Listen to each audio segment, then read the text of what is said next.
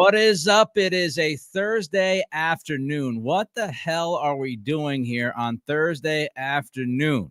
Drinking beer. Most notably, the Hobo Fest. That's right, the Hobo Fest beer.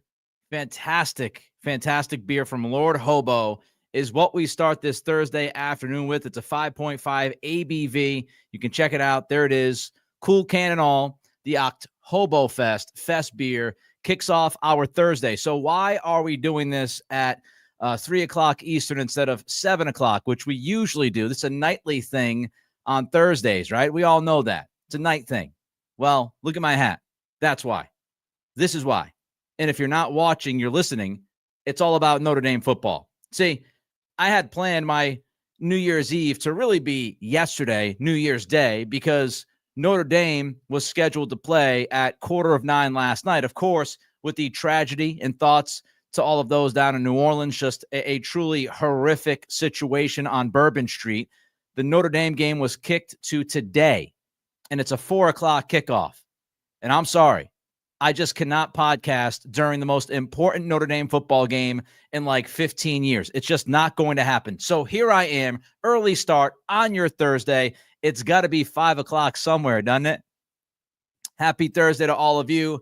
And of course, my question is, what are you drinking? And I know it's 3 p.m. Eastern time on Thursday. So maybe many of you, some of you are not drinking an alcoholic beverage right now, but this is what I've got.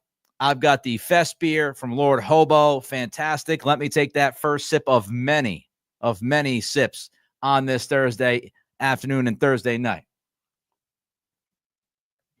All right, let's start with story number 5.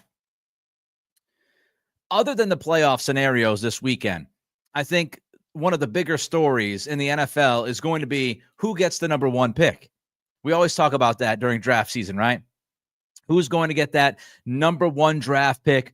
Who lands it? It's the fight. It's the fight between the bottom feeders is a top storyline every final weekend of every NFL season. And what's interesting about this is that usually when you talk about the NFL and you talk about the bottom feeders, you usually have a handful of teams who have been truly terrible. But this year, this NFL season, we were gifted. We were gifted with lots of bad football in 2024. There are 9 teams in the NFL, 9 of them, 9 teams that have 4 wins or less on the season. And if you compare that to last year, it really highlights how bad it's been this year in the NFL and how much bad football we've seen. Because last year, once the season was over, there were only 4 teams in the league that had 4 wins or less. So there were 4 teams in the league last year that had 4 wins or less. And right now we have 9, more than double that number. And it's going to make it very, very interesting to see how this plays out and who lands the number 1 pick. Now, the Patriots, they're in the driver's seat. If the Patriots accept how bad they've been this year and they embrace the idea of losing on Sunday against the Buffalo Bills backups, the Patriots will get the number 1 pick in the draft come April. But reportedly, and what we've heard from Alex Van Pelt and Gerard Mayo and Drake May, it certainly seems like the Patriots will start Drake May this weekend. I disagree with that. I would make Drake May the emergency quarterback. I'd make him the 3rd quarterback. That's what I would do. I would start Joe Milton as long as he is ready to start and you don't embarrass the young man or embarrass the football team. I am not starting Drake May this weekend. First and foremost, because of the injury risk. I don't need the future of the franchise to get hurt in a meaningless game week 18. Doesn't make any sense to me. Secondly, it's the pick.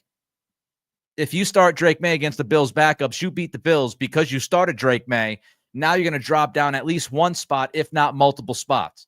And where the Patriots are and where all of these teams are, getting the number 1 pick is a big deal, especially if you are a team that already has their franchise quarterback like the Patriots, because now you can put that number 1 pick on the block and you can sell it to the highest offer possible put on the table. But it looks like the Patriots are going to start Drake May. Hate the idea, but that's what they're going to do. Now, as far as how all of this lays out this weekend for the number 1 pick, again, the Patriots will play the Bills. The Bills, they have nothing to play for, so the Bills' backups will be out there on Sunday against New England. The other teams, it's pretty interesting. You look at some of these other scenarios. Tennessee. So Tennessee could end up with the first pick in the draft, but they're playing against Houston this weekend. Houston is already locked in as the 4 seed in the AFC. So it's going to be interesting to see how the Texans deal with this challenge this weekend of, hey, do we play our guys? If we play our guys, how much are we going to play them? Are we going to play CJ Stroud? And if we play Stroud, are we going to play him for a quarter, 2 quarters, 3 quarters? Houston's had a number of injuries, right? Stephon Diggs, Tank Dell, serious, significant injuries to their wide receiver core. I'm sure that DeMeco Ryans and company want to get into the playoffs as healthy as they possibly can be. So what does Houston do? If Houston plays their backups, Tennessee is going to be playing to win that football game. So does Tennessee beat Houston this weekend because Houston plays it safe and they're already locked in at number 4? Then you've got Cleveland at Baltimore. Different situation here. The Ravens do have something to play for. They're trying to win the AFC North. Cleveland already, we've heard they're going to play DTR at quarterback. They might even play Bailey Zappi some at quarterback. So that game certainly looks like the Ravens will beat Cleveland. Cleveland will stick, right? And they'll be looking at the possibility of moving up the board, trying to get that number 1 pick. The Giants, who won last week, really messing themselves up. They were in line for that number 1 pick. The Giants go out. They beat Indianapolis last week. Colts eliminated from the playoffs. The Giants are playing the Eagles. So the Giants are at Philly. Philly has already come out and said that they're going to sit a lot of their guys. They're going to sit a number of their most important players, including Saquon Barkley. So this is the situation where you look at it. Tennessee could end up beating Houston. The Giants could end up beating Philly. The Patriots actually could end up beating Buffalo. And then you've got Cleveland. Cleveland might leapfrog and take that top spot if those other teams actually win their games, given how their opposition handles this weekend. So the number 1 pick is still up for grabs. And many people would tell you this is a 2-quarterback class. And if you look at the teams at the top of the draft right now, you've got, 5 or 6 teams that would need a quarterback in the top 10. So if you are, if you're the Patriots and you land that number 1 pick and you don't need a quarterback, you can have those 5 to 6 teams battling for that top pick in the draft. So it's going to be interesting to watch. All right, before we get to story number 4 this week, don't forget to do a couple things that helps out this channel. We try to build this channel up, right? You can give us that thumbs up on YouTube. More thumbs, more eyeballs, helps the algorithm. When YouTube sees more thumbs, more likes, they drive this podcast. They drive this channel to more people to watch it. So don't forget to give us that thumbs up on YouTube. Don't forget to also throw a comment in. Talk about how bad football's been. 9 teams walking into the final week of the season that have 4 wins or less. Last year, you had 4 teams finish the year with 4 wins or less. A lot of bottom feeders this year. Who do you think ends up with the number 1 pick in the draft? Don't forget to like. Don't forget to comment. Also, of course, don't forget to subscribe. Greg Fields jumps in with a super chat, $20 super chat. Thank you, Greg, for the 20.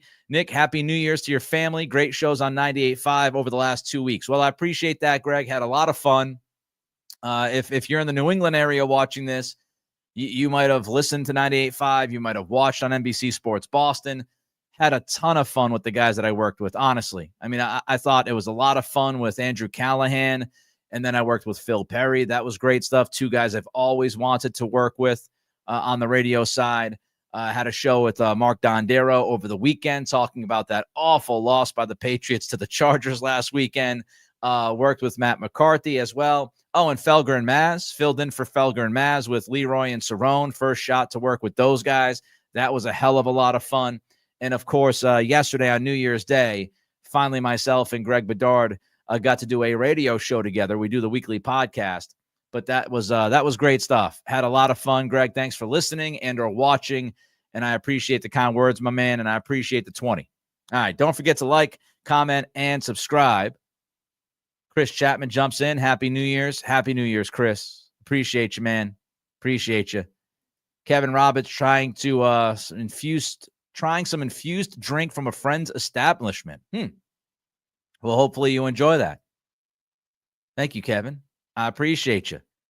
And we want to say hello to Terry. Terry's back. Terry's back, had knee replacement surgery. She's back in at the party, hanging out. Good to see you back, posting, watching, listening, Terry. We always appreciate your company and love to see you hanging out once again. Glad to see that knee is on its way back to being normal, I would hope. All right, let's get to story number 4 in the NFL. Let me have a drink of my Lord Hobo Fest beer first. That's a 5.5 ABV, folks, as we get ready for Notre Dame football coming up in 50 minutes from right now. They kick off at 4. All right. Black Monday preview, right? So we've got some stories here, and it's the same kind of stories every single year, right? We start with the draft. We just talked about it. Who ends up with the number 1 pick? We'll get to the playoff scenarios in a little while. The other story, of course, is who's on the hot seat, who's going to get fired, who keeps their job, the Black Monday preview, so to speak, because it's on its way. And right now, current openings, you look at the Saints, you look at the Jets, and you look at the Bears. Those 3 jobs are open. They got, interim coaches in there right now. Those 3 jobs are open. New Orleans, the New York Jets, Chicago. Reportedly, from what I've read, Kevin Stefanski is safe in Cleveland. So it doesn't look like Cleveland's going to make a move. And look, if you're Cleveland, Haslam has to look in the mirror and blame himself for that atrocious Deshaun Watson trade and handing him like $250 million guaranteed. That was an atrocious decision by ownership. They screwed the pooch on that. And now they stuck their head coach, Kevin Stefanski, with an almost impossible situation at quarterback. So I read that Stefanski is safe. Looks like he's going to keep his job. Tennessee with Brian Callahan. Also looks like that Callahan is safe in Tennessee. They know this was the first year. They wanted to see if Will Levis would work as quarterback. He has not worked as quarterback. That's not on Brian Callahan or that front office. Will Levis is not a Brian Callahan guy. So Callahan is safe in Tennessee. So Cleveland, Tennessee, looks like they're not going to have openings there. Likely openings, the Giants, right? Brian Daboll, I would say likely gone. I think the Maras are going to pull the trigger. I think Daboll is going to be gone. Could end up being wrong. I read over the last few days that Mara is still undecided, but I think at the end of the day, the Giants will make the move and they will fire Brian Daboll. Other than the New York Giants, you've got Jacksonville. Doug Peterson, right? Had a terrible year down in Jacksonville with the Jaguars. I think that he is going to be gone. Antonio Pierce in Vegas. I think he is going to be gone. Here are some sneaky possibilities. We might have a surprise or two on Black Monday. How about Indianapolis? Shane Steichen. They have not figured out Anthony Richardson at quarterback. They lost that game last week against the Giants, which is inexcusable. You have a football team that is fighting for the playoffs. They got eliminated from the playoffs by the team that was in the number 1 pick slot pretty much all season long until last week.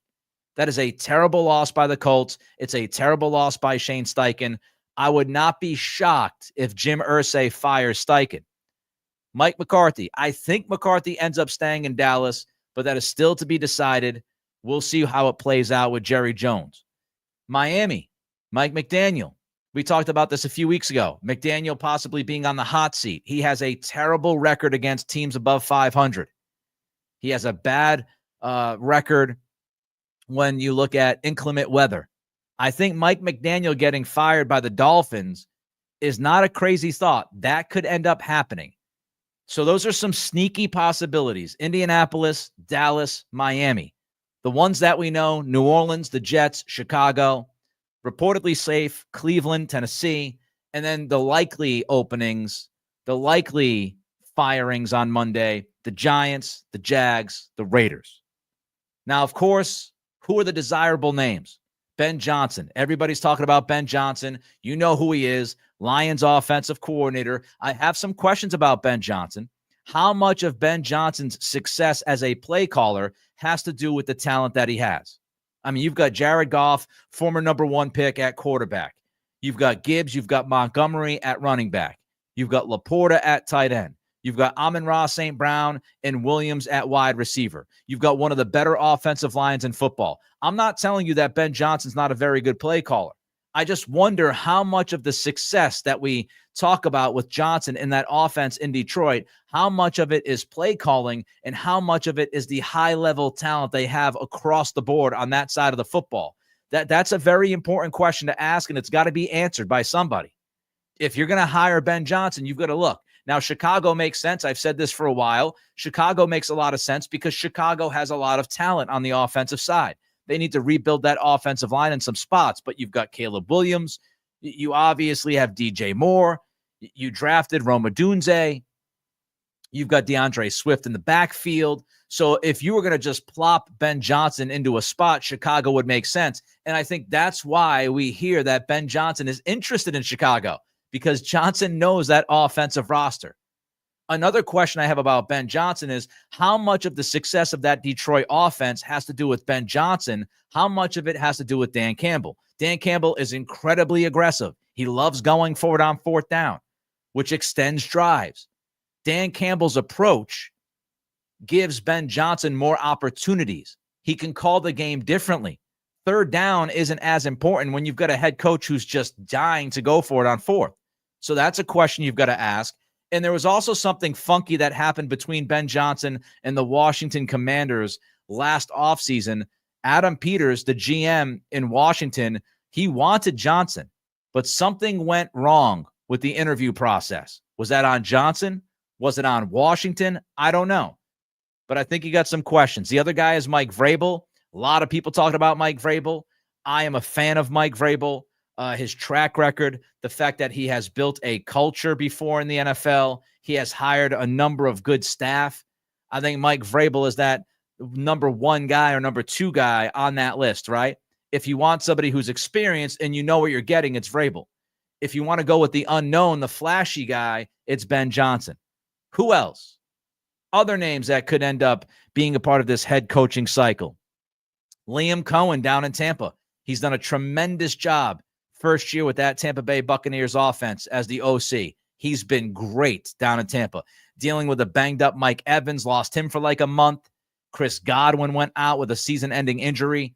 That offense continues to truck along. If Tampa wins this weekend, they will win the NFC South. So Liam Cohen, I think, has to be high on some lists. Jesse Minter, young defensive coordinator for the Chargers. Chargers defense, statistically, analytically, has had a good season. Jesse Minter is a guy who might draw some eyeballs. Joe Brady, offensive coordinator for the Buffalo Bills, has done a great job with Josh Allen this year. I think Joe Brady is going to get a look or two. Brian Flores in Minnesota. Flores has done a great job with that Vikings defense. He did a good job when he was the head coach down in Miami. The one question about Flores is the NFL situation, right, that he's dealing with. You got the lawsuit. You got some of those issues. Has he been blackballed as a head coach within the league? I don't know. But if I'm a team and I'm looking at possible head coaches, Brian Flores is on my list. So that's really kind of the top six, I think. You know, you got Mike Vrabel, you got Ben Johnson, you got Cohen, you got Minter, you got Joe Brady, you got Brian Flores. What are you drinking on this Thursday afternoon? I'm getting ready for the Notre Dame Fighting Irish Sugar Bowl. Should be very interesting. I am drinking Lord Hobo's Fest beer. That's right. As I said to start this podcast, it's 5 o'clock somewhere. All right. Going to get to story number 3 in a minute, but we got a couple of super chats I want to get to first. Charlie jumps in. All I want for Black Monday is Mayo gone. I would cut the cord. I'm on record. I would say goodbye to Drod Mayo. I think he's done a miserable job as the Patriots head coach. I would reset that program. My top target would be Vrabel. I'm at the point now I'd be entertaining even guys that are unknowns. I would much rather go with the known, because if you go with an unknown and it doesn't work, now you're going to reset again a year or two, and it's just you got Drake May, and that instability would drive me crazy. But yeah, I think Mayo should go. Is he going to go? I still lean towards Kraft keeping him. Anonymous with a $10 super chat. Thank you, Anonymous.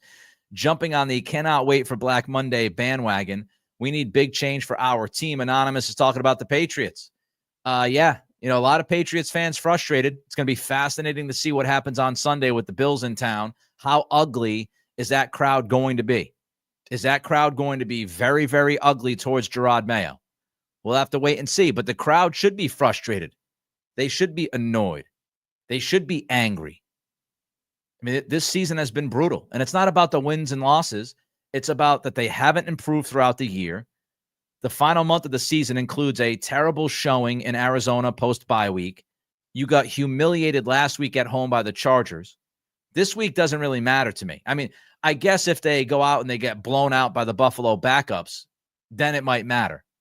But it's been a terrible season, and Mayo has fallen well short of being a competent head coach. And that's coming from somebody who was going to be, reasonable about Mayo and give him time. He hasn't really done anything right. Chris Chapman brings up Brian Flores. Yep, we talked about him. I'm sure you sent this a couple minutes before we started to talk about Brian Flores. He'd be on my list, but, how does the NFL feel about him? We know that the NFL owners, they talk to each other. Some might say they collude from time to time. What is the opinion of Brian Flores in the NFL with what happened down in Miami and, the lawsuit? Has he taken himself out of the running for head coach jobs? I don't know. I would interview him. I'd be interested. He's done a great job in Minnesota, but I don't know how the league feels about him. That's the one dicey thing with Flores. All right, let's get to story number 3. Joe Burrow's power play. What am I talking about? Quarterback is the most important position in all of professional sports. The most important player in all of pro sports is the starting quarterback. We all know it. Now, the starting quarterback can wield power if that quarterback wants to wield that power. And funny enough, most quarterbacks, most QB1s, don't necessarily utilize the stroke that they have. You think about Tom Brady. Brady was never a guy that would go out there publicly and apply pressure on the front office to acquire a player. He just wouldn't do it. That wasn't his way. You could say the same thing about Patrick Mahomes. Mahomes doesn't necessarily go out there. I mean, look at last year's Chiefs team, right? Look at what happened when they traded Tyreek Hill. Mahomes just went about his business. It's not like Mahomes put a lot of pressure on Brett Veach and Andy Reid to change things in Kansas City. So you can look at a lot of different quarterbacks throughout the last decade or two. Most of those guys don't come out and put pressure on the front office, on ownership to make moves or to keep players. But Joe Burrow, he's different. Joe Burrow is publicly coming out. He is putting pressure on the owner of the Bengals, Mike Brown, to keep certain players. Here's the Athletic's Paul Denner Jr. On New Year's Eve at his weekly news conference, Burrow offered a resolution for an ownership group that has allowed star Jesse Bates, star DJ Reader, and others to leave in recent seasons while facing another round of negotiations with star receivers T. Higgins and Jamar Chase. Here's what Burrow said, quote, "Whenever a great player leaves, you wish you could have found a way to keep them. You don't want to make a living out of letting great players leave the building. I think that's why you've got to do everything you can to get those deals done early." Unquote. Denner writes, there's been a thought the Bengals would let Higgins walk in free agency after the franchise tag, but the tone changed after Burrow spoke up following a win on Monday Night Football against the Dallas Cowboys. On December 9th, Burrow said, quote, "I am confident we are going to be able to do what it takes to bring T back, that I'm going to do what it takes to get him back, and so is he. We've had those talks. Those are going to be off-season discussions, but I think we are excited about that opportunity." Now, interestingly enough, after that comment by Joe Burrow, T. Higgins went out and he changed agents. His agent is now the same agent as Chase. Denner writes in The Athletic, Burrow is facing the possibility this week that it could be his last game together with Higgins and Chase. He voiced his expectations in that regard. Quote, "It's obviously a possibility, not one that I'm excited about. But that's not in the plans, I would say." When asked if he's still as confident the team can keep all three as he was after the Dallas game, Burrow said, "I think so." So this is a different tact. This is a different approach from a franchise quarterback. Again, a lot of the quarterbacks, they don't mess around with ownership. They don't come out publicly. Now, behind closed doors, I don't know what's going on. But it's not the most usual thing in the world to see a quarterback, a franchise guy, come out and say, we got to keep these guys. I want to keep these guys. We got to do business differently, right? And that's what Burrow is doing. Burrow's coming out and he's saying, I want T. Higgins. I want T. Higgins. I want Jamar Chase. Do not let either of them go. Do not let either of them hit free agency. He's trying to put pressure on ownership. Now, it's tough to imagine for me that Higgins doesn't hit free agency because the wide receiver market is booming. Wide receivers are getting paid big-time money, and Higgins is the best available wide receiver in free agency this offseason. I would be shocked if Higgins doesn't at least go into free agency. He might stay in Cincinnati, but if you're Higgins, and I don't care if his agent is Jamar Chase's agent, if he's somebody else, I don't care who his agent is. If you want to do right by the player, you want to do right by T. Higgins, you tell T. Higgins, you've got to go into free agency. Well, we might stay in Cincinnati, but you've got to see what's out there because you don't know how much a team is willing to pay you, a team like the Patriots. So it's going to be a very difficult task for Cincinnati to keep both receivers. If I'm Higgins, I am walking into free agency to see what offers are on the table. I'm not just going to sign a contract with Cincy not knowing what could be offered to me. I mean, he's played this entire year on the franchise tag or whatever. And I mean, you're looking at this situation. If you're T, you're a couple of weeks, you're several weeks away, right? You're about, what is it, 2 months? You're 2 months away from hitting free agency. Do you really want to sign a long-term contract before you get to, before you get to free agency? You're a couple of months away. You've played all year. You've played all year long on the franchise tag. And now you're like, 8 or 9 weeks away. And you're just going to sign a contract extension before you get to see what teams are willing to offer you. It's tough to imagine that Higgins doesn't at least see what's out there. It's also tough to imagine for me, Cincinnati paying both guys, Higgins and Chase. That's a tough sell. Mike Brown is historically cheap, one of the cheapest owners in the NFL, one of the cheapest owners in sports. I have to see it to believe it, that Mike Brown will pay both receivers because that's going to cost a ton of money. If the Bengals do sign both, you have just given Joe Burrow as much power as any player in football. If Joe Burrow says, I want Higgins and Chase on this football team, and the historically cheap Mike Brown signs both guys to top tier of the market contracts at that position, at that pricey position, if Mike Brown does that, man, oh man, did you just hand Joe Burrow all the power in the world. Joe Burrow is calling the shots at that point. And then you also have to wonder, are other quarterbacks watching Burrow and going to take a page out of his book? And maybe they get a little bit more loud publicly to keep their guys. Fascinating situation to watch play out in Cincinnati with a lot of ramifications across the league. All right, before we get to story number 2, don't forget to give us that thumbs up on YouTube. Like this podcast. We started early. Usually this is a Thursday night thing, 7 p.m. Eastern. But we kicked it up to 3 p.m. Eastern because Notre Dame football kicks off at 4 o'clock. And there's no way on God's green earth that I'm going to do a podcast during Notre Dame's most important football game in about 15 years. So cheers. Sláinte. What are you drinking? Let me know. I've got the Lord Hobo Fest beer. That's what I'm working on. 5.5 ABV. That's how I kick off my Thursday afternoon. 5 o'clock somewhere. Don't forget to hit that thumbs up as you watch. It helps us with the algorithm. Don't forget to comment. Do you think Cincinnati keeps both T. Higgins and Jamar Chase? Do you think Joe Burrow gets his way? Throw a comment in. Don't forget to subscribe as well. All right, story number 2. Let's talk about the playoffs. Let's talk about playoff scenarios and seeding as we get ready for the final weekend of the regular season. Here are the AFC teams that have already clinched. Kansas City, 1 seed.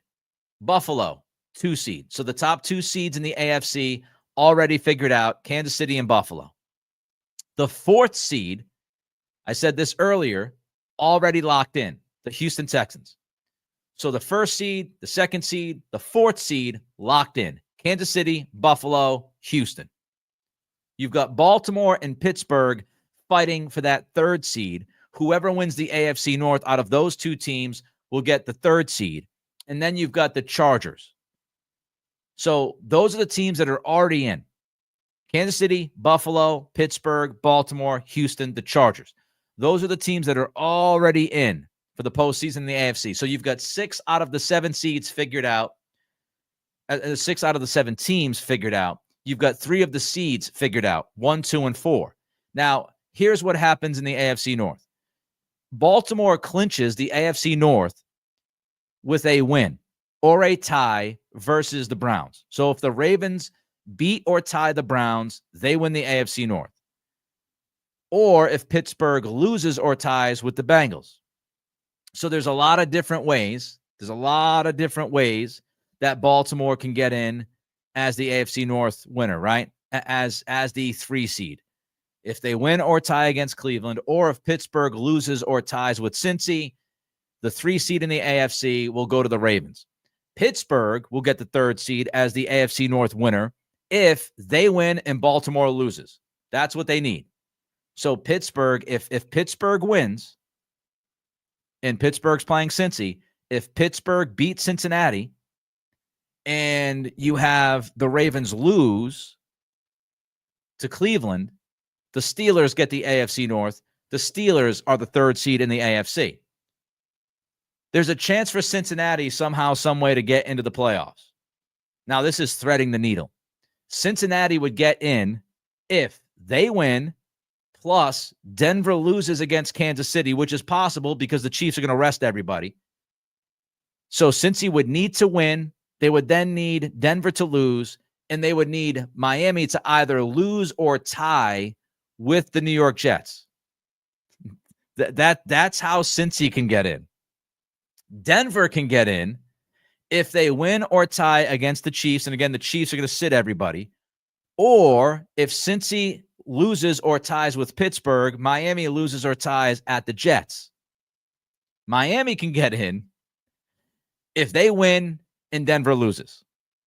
So when you look at all those different scenarios, here is the most likely AFC playoff picture. Kansas City 1 seed, Buffalo 2 seed, Baltimore 3 seed, Houston 4 seed, and then you've got Pittsburgh and the Chargers, and I think Denver gets in. I think Denver gets in because they play against the Chiefs. The Chiefs will play their backups. Denver's had a good season. I think Denver ends up winning that football game against Kansas City, and they get in. What about the NFC?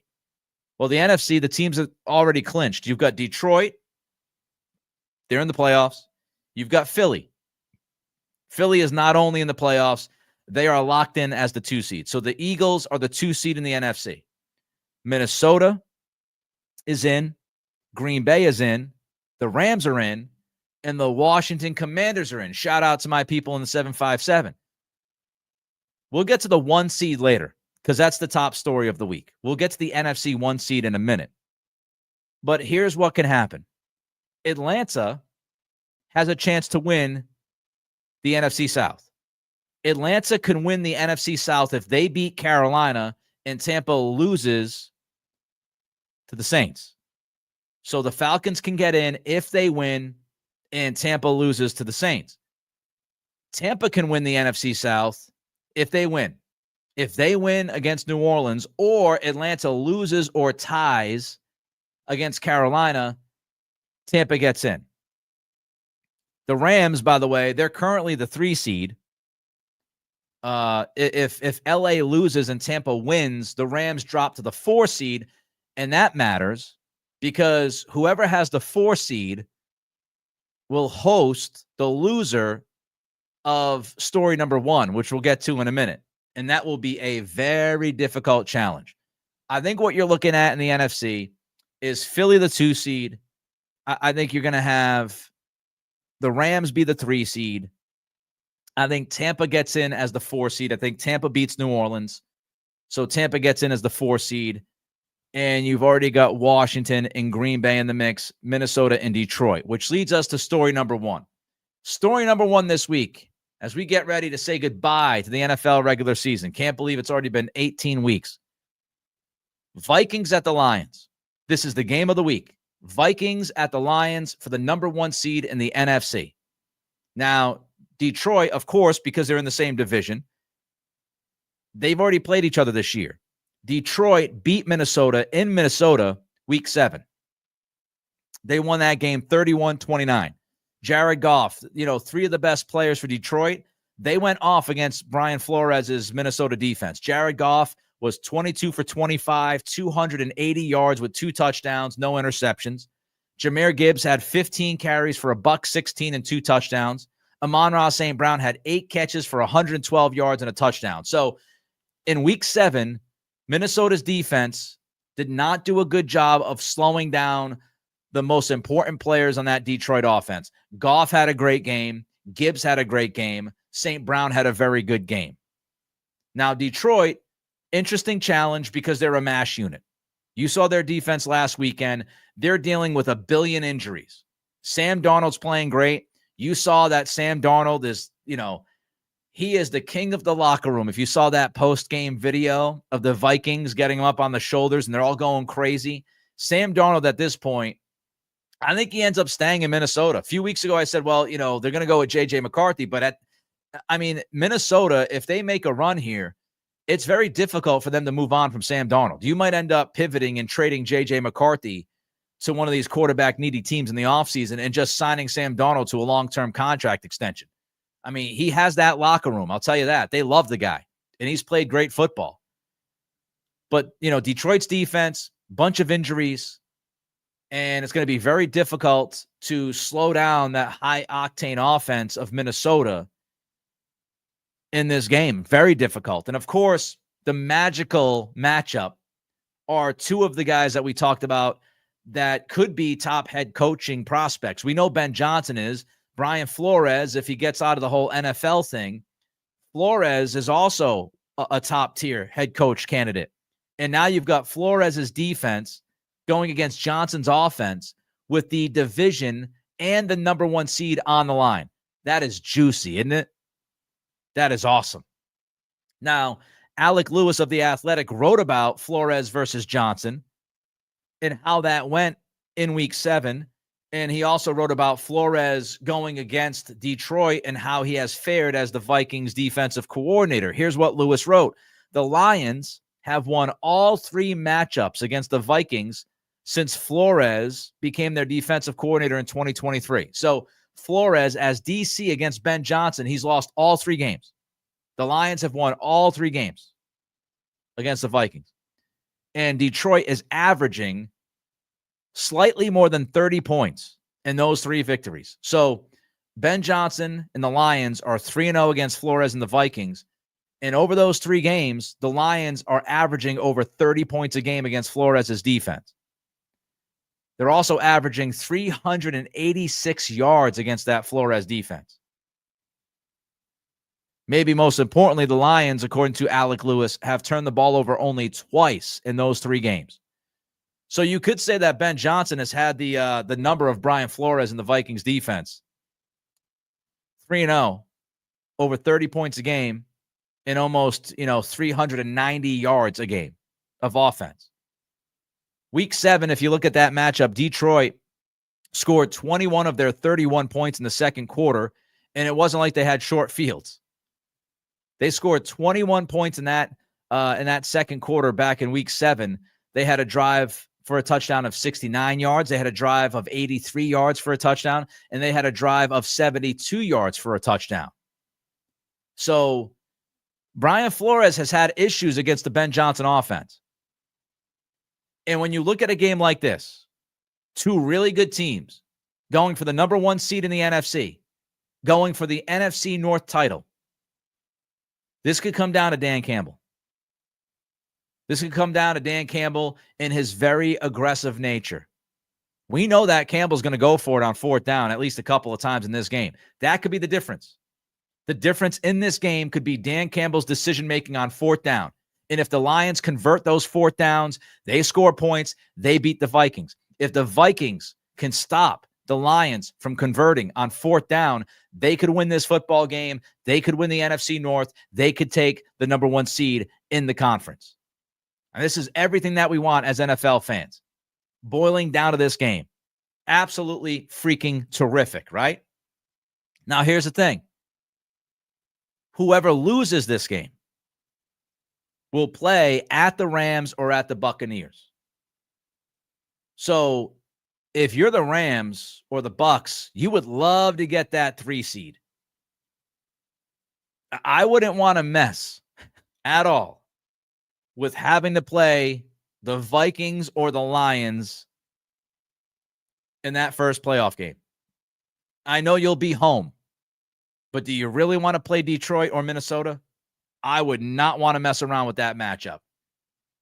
So as part of the conversation of who wins between the Lions and the Vikings, who is going to be that 4th seed? Is it going to be the Rams or is it going to be the Bucs? What's going to happen?